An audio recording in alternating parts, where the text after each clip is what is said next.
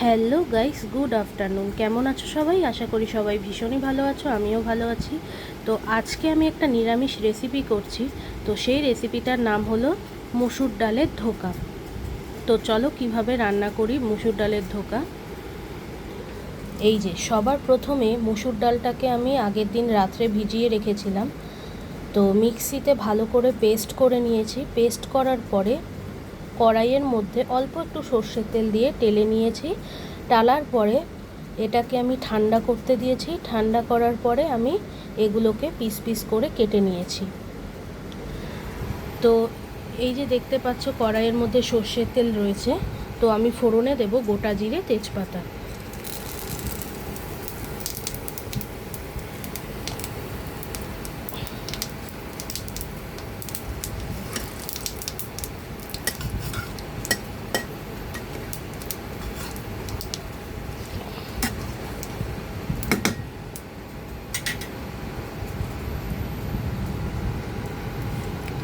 তো গোটা জিরে তেজপাতা দেওয়ার পরে আমি টমেটো, আদা, কাঁচা লঙ্কার পেস্টটা এর মধ্যে দিয়ে দেব।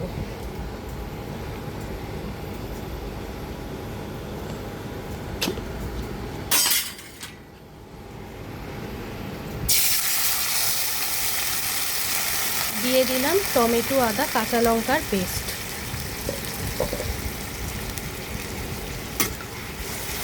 এবার এটাকে আমি ততক্ষণই নাড়াবো যতক্ষণ না পর্যন্ত এই পেস্টের কাঁচা গন্ধ না যায়।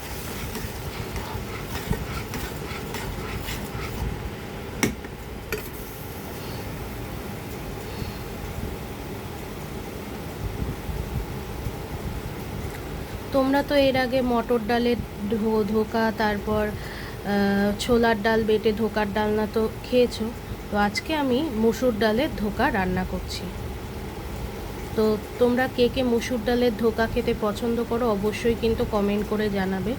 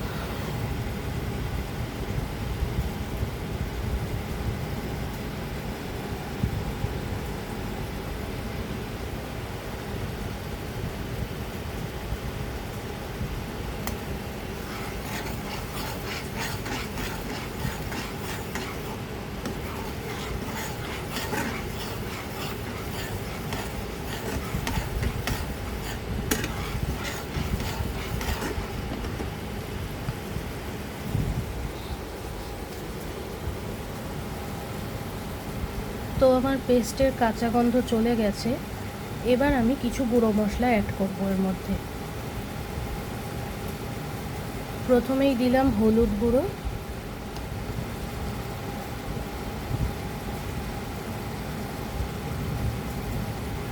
তারপর দিলাম জিরে গুঁড়ো, তারপর ধনে গুঁড়ো দিলাম, তারপর অল্প একটু শুকনো লঙ্কার গুঁড়ো দিলাম।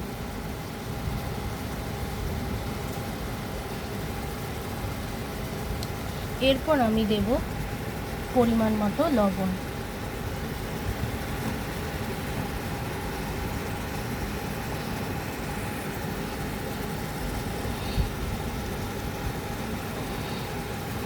তারপর পরিমাণ মতো চিনি দেব।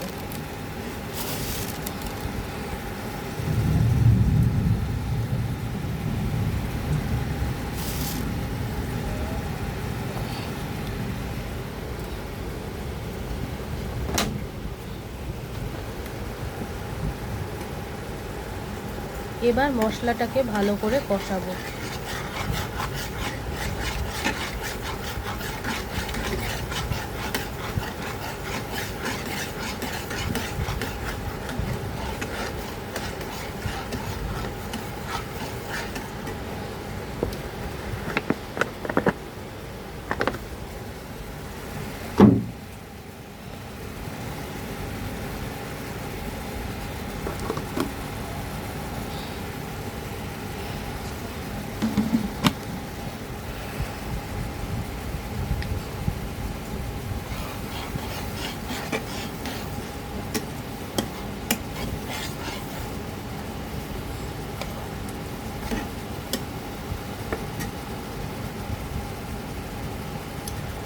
মশলা থেকে তেল ছাড়ার পরে আমি পরিমাণ মতো ঝোলের জন্য জল দিয়ে দেব।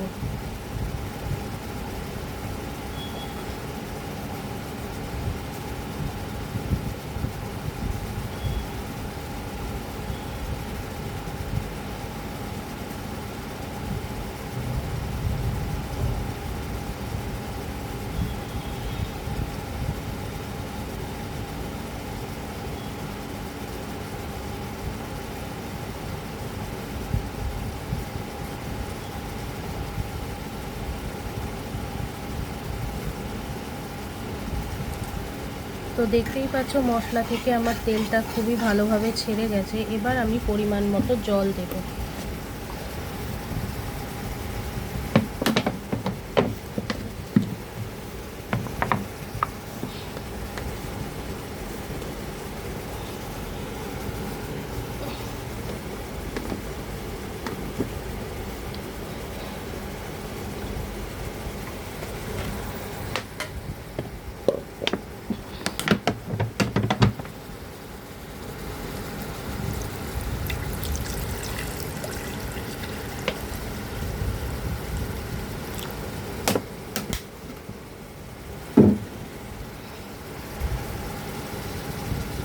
তো পরিমাণ মতো আমি ঝোলের জন্য জল দিয়ে দিচ্ছি এখানে।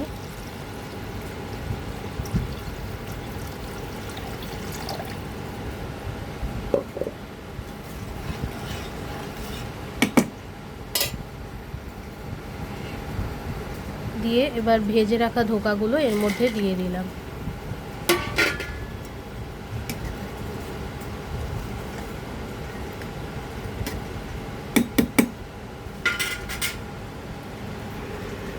এবার ঢেকে দিলাম।